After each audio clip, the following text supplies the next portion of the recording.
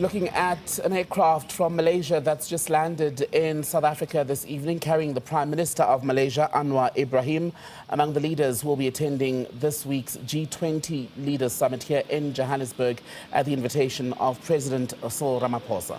And of course, he has, in fact, started by visiting the African Union Commission, which is quite a historic moment. They're being received by His Excellency Mahmoud Ali Yusuf, the chairperson of the AU Commission. And this is the first ever visit by a Malaysian Prime Minister, marking a significant milestone, particularly when it comes to the African Union as it's concerned. And you look at Africa-Malaysia relations, for example, because this is a time that President Cyril Ramaphosa says it's not just about South Africa, but it is about the rest of the continent, and also how then the continent even asserts itself as far as the world stage is concerned. Well, during his time at the G20, the Prime Minister of Malaysia's office says that he will in fact highlight the country's perspective as chairperson of ASEAN in two separate sessions that are related to inclusive and sustainable economic growth, leaving no one behind, building our economies, the role of trade, as well as financing for development and the debt burden.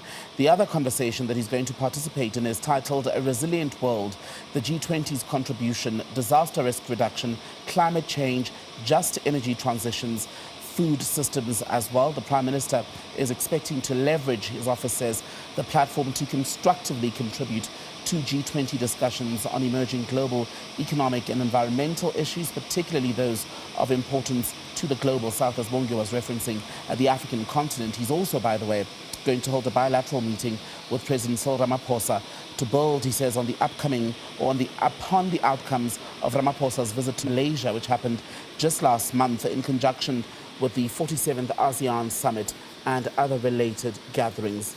And of course, as he was with the AU there a little earlier on, right, they were speaking about some of the issues of mutual cooperation, particularly when you listen to the African Union's Commission's chairperson there saying that this underscores, right, an opportunity to deepen cooperation, particularly when it comes to strategic cooperation between the two, and also highlighting that this is a moment of strong bilateral ties, noting that when you look at Malaysia-Africa trade surpassing $7.5 billion, rising by over 20% in 2 years, and saying that, when you look at what is currently taking place, it is going to be important for some of these relations then to continue and also concretize some of the opportunities of mutual benefit there, and also speaking about the fact that it also deepens, some of the conversations, especially around trade, more trade, especially as you're looking at the African Free Continental Trade Agreement there, which is one of those,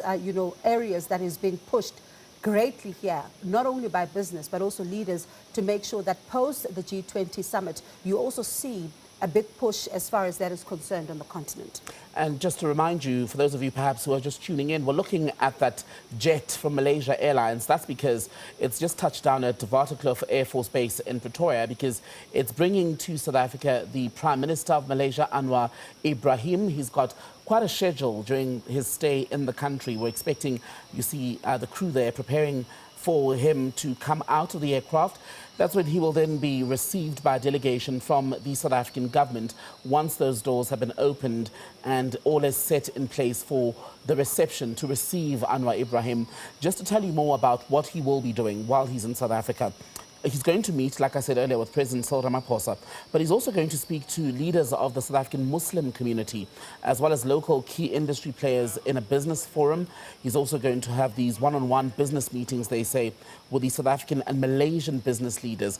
The Prime Minister also going to be attending a meeting with the Malaysian diaspora. That's a dinner that he's going to attend in Johannesburg. He says that the invitation by President Ramaphosa to South Africa demonstrates a commitment basically to strengthening further bilateral relations between their two countries. And interestingly enough, by the way, he's also going to be using his time in the country for a courtesy call with Ndaba Nkosinathi Kgaolati. That's the Vice President of Botswana, where they're going to talk about mutual interest matters. These, they say, are aimed at strengthening bilateral ties, including cooperation on the country's economic transformation program. There's also going to be a chat about meetings with his counterparts who are attending, the G20 summit. And of course, the president of South Africa, Cyril Ramaphosa, paid a visit, an official visit to Malaysia right in October, and it was his first visit to that country since he assumed presidency. And also some of the conversations that they would have had there was, around the areas of mutual interest, exchanging views, particularly when it comes to regional and international issues that continue, of course, to grip the headlines and all of that. And both leaders continuing to reaffirm the bonds of friendship between the two nations, also saying that it would be important to have a more resilient as well as dynamic partnership, and also take a step back, right, to think about some of what came out from the bilateral conversations there, expressing their commitment, particularly when you think about areas of trade and investment, and also agriculture, defense, science, technology, and innovation, education, tourism, and culture, transport, among others. And these are quite critical, particularly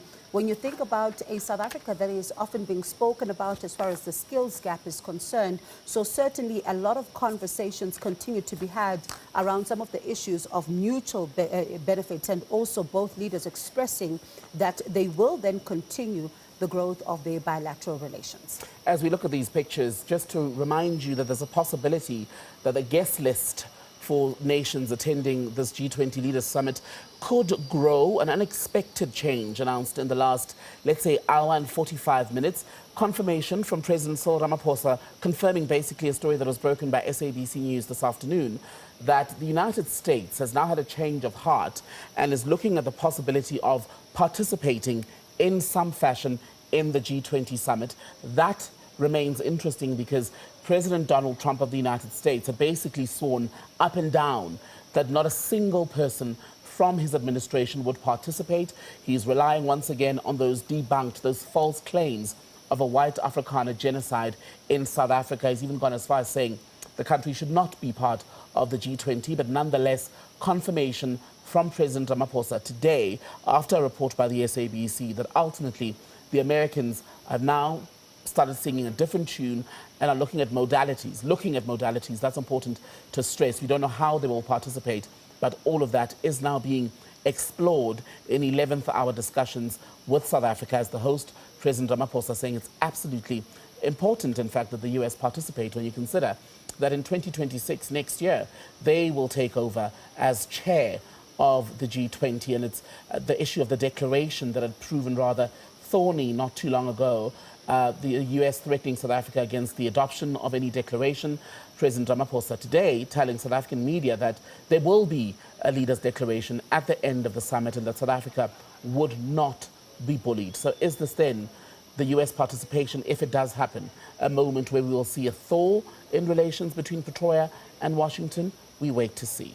And as we wait to see, President Ramaphosa also telling the media earlier on that the talks are going well. And remember, a little earlier on this week, we had a conversation with the Sue Sherpa, who was speaking about the conversations that are taking place behind closed doors, saying they have not had difficulties as far as those conversations were concerned, but indicating that they did receive communication from the United States at the weekend. And the president today also saying that he is confident that things are moving forward, and it does seem that things were going quite well, and also stressing that South Africa will not be bullied. And when you look at the declaration, of course, it's also going to be interesting because that particular declaration not only speaks about where the US finds itself, but it also speaks about how does the declaration find expression with different leaders, because some of them may not agree on certain wording of the declaration. And when they don't agree on that, how then do you begin to work around it? Think about, for example, Brazil,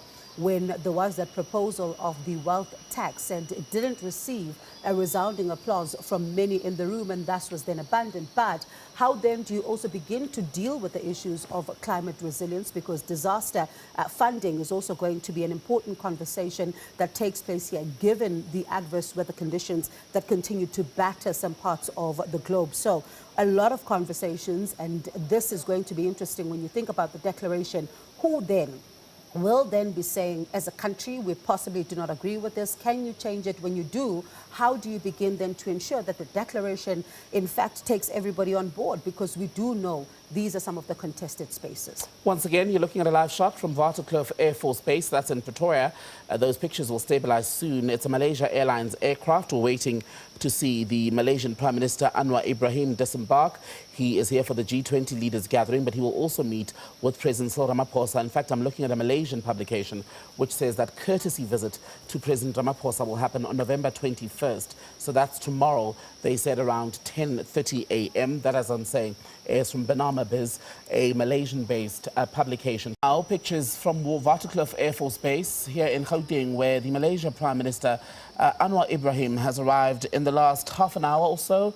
His delegation, they're being greeted by a delegation from South Africa. I see the Deputy Minister for Defence and Military Veterans, Bantu Holomisa, is among the people on the tarmac, greeting the Prime Minister Anwar Ibrahim on his arrival in South Africa to attend the G20 Leaders Summit. He's also going to meet with President Cyril Ramaphosa. A bilateral courtesy call is what we're expecting to see happen tomorrow on the 21st of November. We're going to see many more such arrivals in the country. Some leaders arriving at Waterkloof Air Force Base, and I think Ora Tambo as well is being used to receive some of them. But Ibrahim, by the way, for context, is here as leader of ASEAN in the current term. And as it begins to rain then in Waterkloof, it's beginning to drizzle then, we're seeing the arrival of yet another leader who's looking forward to engagements as South Africa hosts the first ever G20 on African soil. And these are two countries that would have agreed in October and reaffirming their commitment to strengthening cooperation, especially in agriculture, particularly in areas of food security, sustainable farming practices, and agro-tourism. These are some of the issues that the Global South has also been speaking about, most especially when it comes to food security. And this coming up as well at the social summit, given some of the challenges that some of the countries are facing, particularly we're not only facing the impact of climate change, but also the impact of climate financing, as well as some of what that then means, especially when it comes to the issues of even tariffs, for example. What does this then mean for food security in some of these countries? I wonder if we'll go back to those pictures. I see there's quite a welcoming party there, entertainment on the tarmac, not something that you see every day when we receive guests in the country. But this convoy then will shortly take the Prime Minister of Malaysia, Anwar Ibrahim, to his stay for the duration of the G20 summit. But by the way, I think it's worth us just going through the G20 membership while we have this opportunity. So the G20, by the way, despite its name, consists of 19 countries, 19. They are Argentina, Australia, Brazil, Canada, China, France, Germany, India, Indonesia, Italy, Japan, the Republic of Korea, Mexico, Russia, Saudi Arabia, South Africa hosts this year, of course, Turkey, the United Kingdom, and the United States. There's also the inclusion of two regional bodies, being the European Union and the African Union, all of whom will be participating in this year's summit.